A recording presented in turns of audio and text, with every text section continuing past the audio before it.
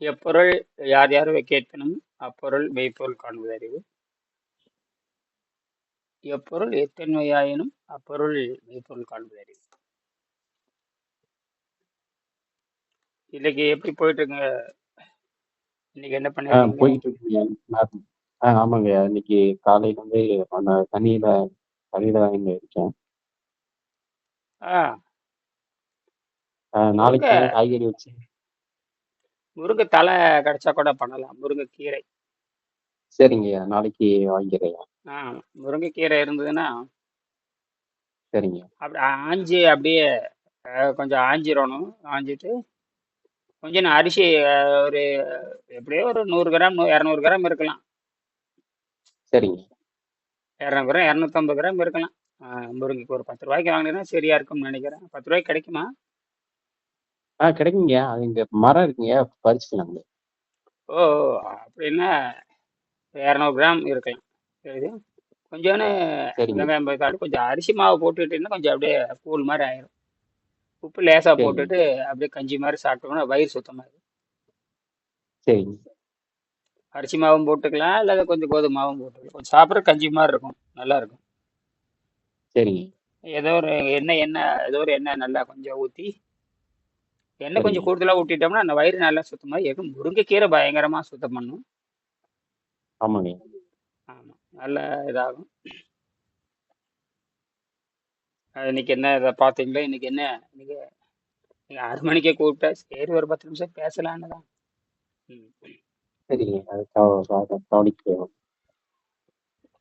இன்னைக்கு எதாவது படிச்சீங்களா? இன்னைக்கு பார்த்தீங்களா? படிச்சேங்கய்யா. அந்த இது 3வது நீர் உணவு முறை, அந்த இது படிச்சேங்கய்யா. என்ன சொல்கிறான் அதில்? நீரோட முறை இன்னைக்கு கூட ஒன்று போட்டிருந்தேன். இன்னைக்கு நான் ஒரு காணொளி போட்டிருந்தேன்.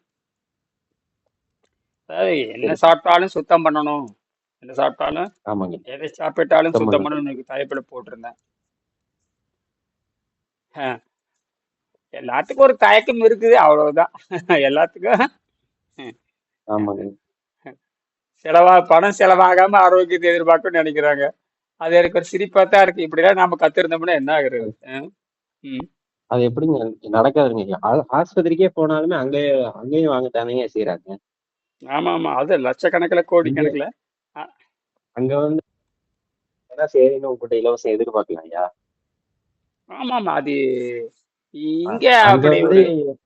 அங்க பேரமே பேசாம எதுவுமே பேசுறது கிடையாது ஐயா. கேட்கறது ஆமா. அப்படியே கம்முன்னு கட்டிட்டு வந்துடுறாங்க. ம். எதுவும் அப்ப பேச மத்த மாட்டாங்க இடத்துல எதுவும். ஆமா. மற்ற மத்த இடத்துல இடத்துல பேசுறதுக்கு அவங்களுக்கு மத்த இடத்துல பேசுறதுக்கு அவங்களுக்கு என்ன ரைட்ஸே இல்லாம போயிடும் இல்லையா? அதான் இந்த மருந்து பாருங்க, அந்த மருந்துக்கு செலவு பண்ணுவாங்க தவிர சுத்தத்துக்கு செலவு பண்ணணுங்கிற எண்ணம் இல்லை. அது வந்து அது அது ஒரு பெரிய இயற்கைக்கே உண்டானது, ஒரு சாபக்கேடு அது. ஆமாங்க. அதாவது இயற்கையை புரிஞ்சிட்டோம்னா செலவில்லாம வாழலாம். இயற்கைக்கு ஆதரவு அளிக்கணுங்கிற எண்ணம், அந்த தீய எண்ணம் வந்து எல்லா மனசுலயும் இருக்குது. ஆமாங்க. அது அந்த அந்த எண்ணம் வந்து எப்போ வருதுன்னா, ஆரோக்கியம் கிடைச்சதுக்கு அப்புறம் அவங்க என்ன பண்றாங்கன்னா, ஆரோக்கியம் கிடைச்சது, இதுதான் ஆரோக்கியம், இதை வச்சு நம்ம ஓட்டிக்கலான்னு அந்த தீய எண்ணம் அவங்க வலுப்பட்டு ஓடிடுறாங்க. ஆமாங்க. அது வந்து அந்த இயற்கை வந்து சொல்லித் தர்றவனுக்கு ஆதரவு இல்லாம பண்ணுது பாருங்க. இயற்கை அப்போ அந்த தீய இயற்கை என்ன பண்ணுதுன்னா, சொல்லித் தர்றவனுக்கு ஆதரவு இல்லாம பண்ணுது பாருங்க. நம்ம அதெல்லாம் முறியடிக்கிறோம். அதாவது தீய சக்தி தான் அது. நல்லவனையும் தீயவனா ஆமாங்க. மாத்திரும். நல்லவனையும் தீவனா மாத்திடுது. மாத்தி அந்த பணம்ங்கிற விஷயத்துல அவர் உள்ள போந்து நல்லவனையே கெட்டவனா மாத்திடுது. நான் இந்த 25 ஆண்டு அனுபவத்தை நான் சொல்றேன். 25 ஆண்டு அனுபவத்துல நல்லவனா இருப்பான். நோய் நல்லானதுக்கு அப்புறம் இனி எதுக்கு இருக்கு அப்படிங்கிற மாதிரி போயிடுறான். ஆனா மற்ற ஆமாங்க. விஷயத்துல கொண்டு போய் நோய் நல்லாகாம இருக்கிறவனுக்கு லட்சக்கணக்கில் கொடுக்குது. எதுக்கு நோய் நல்லாகவே மாட்டேங்குது, இதுக்கு எதுக்கு பணம் கொடுக்குறோம் அப்படிங்கிற அஹ், அப்படிங்கிற அப்படிங்கிறவங்க பண்ணிட்டு தான் இருக்காங்க. தப்பிச்சு வர்றவங்க, நம்மகிட்ட வர்றவங்க என்ன பண்றாங்கன்னா, இந்த நோய் நல்லானதுக்கு அப்புறம் இது உங்களுக்கு வந்து நம்ம நன்கொடை கொடுக்க தேவையில்லை, அது ஏதோ ஒன்று இல்லைன்னா அவங்க கொண்டு வேற எங்கேயும் செலவு பண்ணிட்டு இருக்கிறாங்க. ஆமாங்கய்யா. வேற என்ன, அவங்க சொந்த செலவு பண்ணிட்டு இருப்பாங்க. அது வந்து அது ஏன் அப்படி நடக்குதுன்னு ஆராய்ச்சி பண்ணி பார்க்கணும். ஏன் அப்படி நடக்குதுன்னு. ஆராய்ச்சி. பார்க்கணும், வேற வழியே கொஞ்சமாவது கிடையாது. அவங்களோட அறிவுக்கு அவங்க சிந்திச்சாங்கன்னா அது தப்புங்கிறது தெரியும். ஒரு 100 பேர் கூட இதை ஆதரிக்குமா? அது எனக்கு என்னன்னா, அவர் 10 பேர் கூட இன்னும் இது வரைக்கும் வரல. என்னது, ஒரு 5 பேர் கூட வரல. விரல் விட்டு 5 பேர் கூட வரல. ஆமாங்க. அப்ப எவ்வளவு போராட்டம் இருக்குது பாருங்க. அது எங்கேயோ ஒரு தவறு நடக்குது. அதாவது நல்லாகிற வரைக்கும் அவங்க இருக்காங்க. அப்புறம் அதுக்கப்புறம் இந்த தீய எண்ணம் உள்ள பூந்துருது, வலுவான எண்ணம் உள்ள பூந்துருது. ஆமாங்க. மறுபடியும் அந்த உணவு தேடி போகும்போது அது தவறுன்னு அவங்க புரிய மாட்டேங்கிறாங்க. புரிய மாட்டேங்கிறாங்க. அதை பார்த்துக்கலாம் போ, அஹ், அரைக்குறையும் நல்லாயிடுச்சு இல்ல, அது பார்த்துக்கலாமா போங்கிற மாதிரி ஒரு மாதிரி போயிருது. அது அது அது வந்து இந்த பிசாசு, அது அந்த எண்ணம், அது அவ்வளவு அந்த வலுவான ஆசிரியரோடு தொடர்பு இருந்தால் நம்ம வந்து தொடர்ந்து நம்ம பேசி எச்சரிக்கை கொடுத்துக்கிட்டே வருவோம். எச்சரிக்கை கொடுத்துட்டே இருப்போம். அவங்க கொடுக்குற செலவு, அவங்களுக்கு வந்து நீண்ட நாள் அதை தொடர்பு இருக்கிறாங்க, அறிவும் பெறுறாங்க. இதுல இந்த அரையும் ஆமா. குறையுமா போறவங்களுக்கு வந்து எப்படி அவங்க சந்தேகத்தை போக்குவாங்க? திருப்பி அப்படியே இருந்தாலும் அந்த புத்தகத்தை தொடர்ந்து படிச்சு அவங்க மேற்கொள்வாங்களா? அல்லது அவங்க எந்த வகையான தொடர்பும் இல்லாம போயிருது பாருங்க. 100க்கு 100 செத்து போன மாதிரி தான். ஆமாங்க. செத்து போயிட்டா எப்படி இந்த அதனாலதாங்க அந்த இதுல இவங்களே டாக்டர் அர்னால்டு எக்ரேடே வந்து அஹ், இந்த 3வது இதுலயே கொடுத்திருக்காங்க இல்லையா, ஃபாஸ்டிங் சம்பந்தமாக அவர் செய்த ஆராய்ச்சிகள் எனக்கு 95% ஞானத்தை கொடுத்ததுன்னே சொல்லியிருக்காங்க. ஆமா ஆமா ஆமா ஆமா ஆமா அதாவது வெங்கடேசனுக்கே அப்படி, அது ஒரு ஆராய்ச்சியாளருக்கே அப்படித்தான் இருக்குதுன்னா, சாதாரண ஆமாங்க. மக்களுக்கு அந்த விழிப்புணர்வே வராதுங்க. ஆமாங்க. அதனாலதான் அந்த அதனால ஞானம். வெங்கடேசன் வந்து யாருக்கும் நேரடியா சொல்லித் தந்தது வரலாறே இல்லை. சரி, சரிங்க. அவர் மீறி பின்ன ஒரு 5 6 வகுப்பு நடத்தியிருப்பாரு. வகுப்புனா எங்கன்னா, இன்ஜினியர்ஸு, இந்த மாதிரி கிளப்பு, இந்த மாதிரி இருக்கிறது ஒரு முக்கியமா ஒரு 10, எனக்கு தெரிஞ்சு ஒரு புத்தகத்துல 2 3 போட்டிருக்காரு. அவர் ப்ராஜெக்ட் ஒர்க் மாதிரி சும்மா அங்கங்க ஒரு விழிப்புணர்வு மாதிரி நடத்துறாரு. இணையாட்ட போய் இறங்கி அடிச்சுலாம் ஒன்றும் பண்ணல அவர். ஏன்னா அதுக்கான நேரமும் இல்லை, அது ஆராய்ச்சியாளர் வேலையும் அல்ல. ஆமா. அது நான் தான் இறங்கி போய் அடிச்சேனே தவிர, இறங்கி போய் அடிச்சு கிராமத்துக்குள்ள பூந்து அங்கே போய் இப்பதான் இன்டர்நெட் இருந்தங்காட்டி வெறுத்து போச்சு. இது எங்கேயும் போய் சந்திக்க கூடாது. ஏன்னா கேவலம் உண்டா, சில நேரத்துல வந்து நமக்கு ரொம்ப அவமானம் வரும். சில நேரத்துல ஆமாங்க. நல்லாக்கிடுவோம். நீ எங்க நல்லாக்கணிங்கிற மாதிரி சாதாரணமா சொல்லிடுவாங்க. ஆமாங்க. அதெல்லாம் நான் நேரடியாக பார்த்தங்காட்டி தான், ஓ இதெல்லாம் ரொம்ப தப்புடான்னு சொல்லிட்டு நம்ம கல்வி வந்து புரிஞ்சுக்கிறோம். ஆனா சாதாரண மக்கள் அது புரிஞ்சுக்கிறது அப்ப வந்து, அப்ப தகுதி ஆனந்தவங்களுக்கு தான் சொல்லி தரணுங்கிற மாதிரி நமக்கு அந்த நிலை வருது. ஆமாங்க. அது கண்டிப்பாங்க. ஏன்னா இது ம். புரிஞ்சுக்காமயே இத கத்துக்கும் போது நம்ம சொல்லியும் கொடுக்க கூடாது. அது ஆஹ் நமக்கு தான் அது இழுக்காது. முழுமையாகவும் சொல்லி தரக்கூடாது, இழுத்துக்கிட்டே போயிடணும். ஆமாங்க. அவங்களா கேட்டு கேட்டு கேட்டு கேட்டு கேட்டு கேட்டு கேட்டு கேட்டு கேட்டு தான் வரணும். சரி பார்ப்போம். சரி, இந்த நீர் உணவு முறை, இந்த நீர் உணவு முறை பத்தி நான் 6 7 இடத்துல சொல்லியிருக்காரு. ஆங்கிலத்துல 2 இடத்துல சொல்லியிருப்பாரு. ஆங்கிலத்துல 11ஆம் பாடம், அப்புறம் வந்து 13ஆம் பாடம் சொல்லியிருப்பாரு. அந்த 11ஆம் பாடத்தை சொல்லி நிறைவு செய்யலாம்.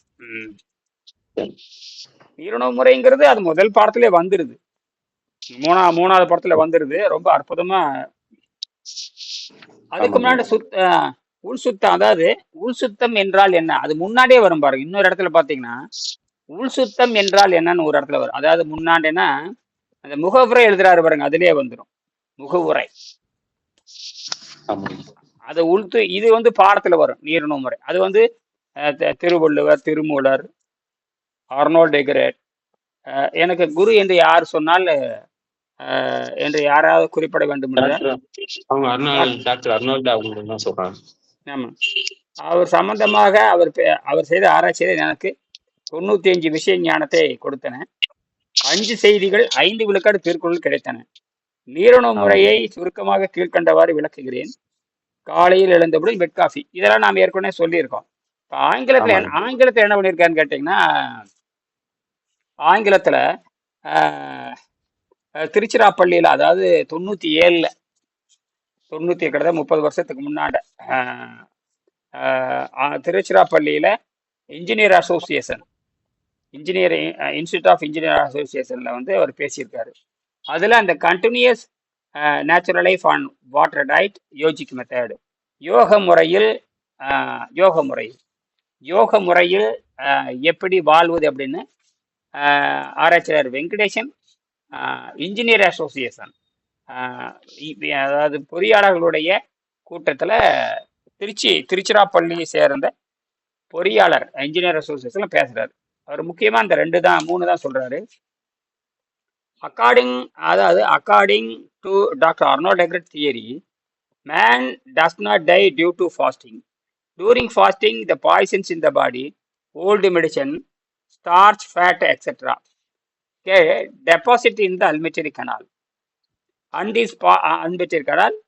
this poison slowly builds up and kill him.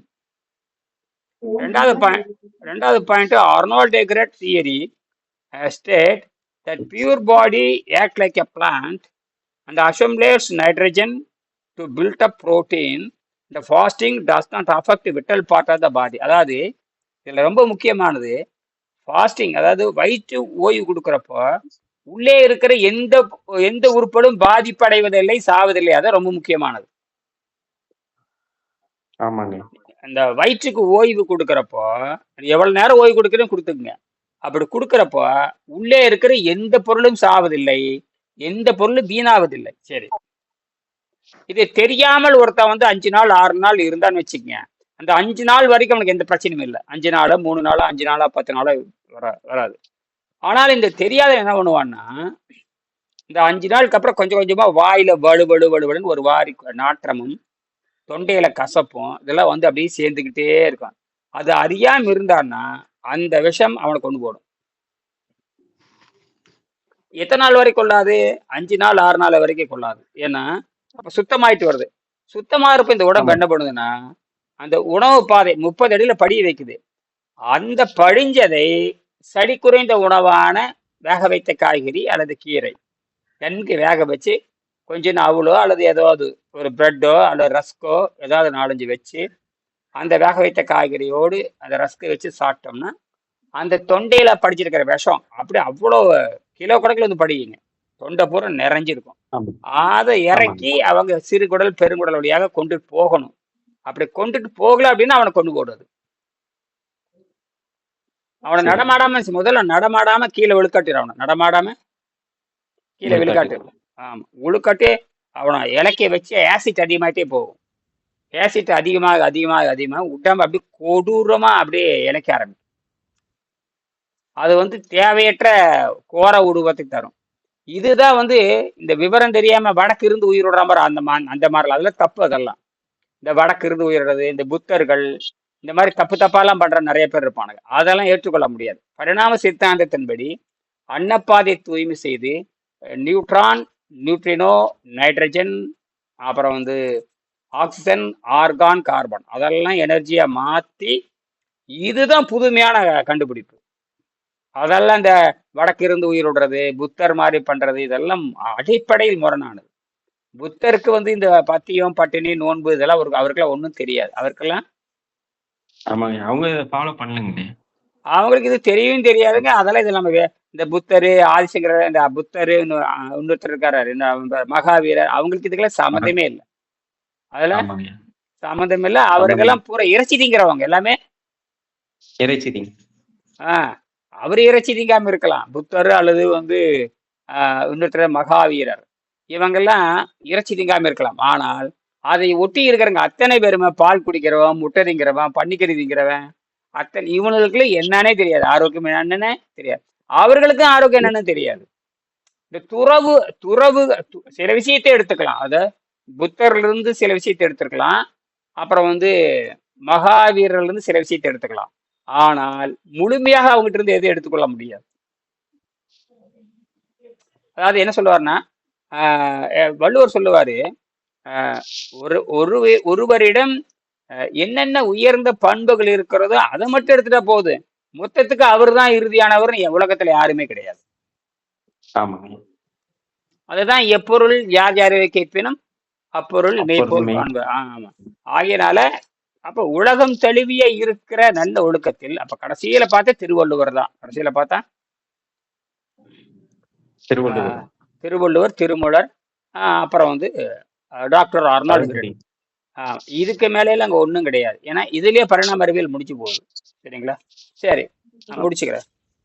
அப்போ ரெண்டாவது பாயிண்ட் வந்து Arnold Ehret theory states that pure body act like a plant and assimilates nitrogen to build up protein.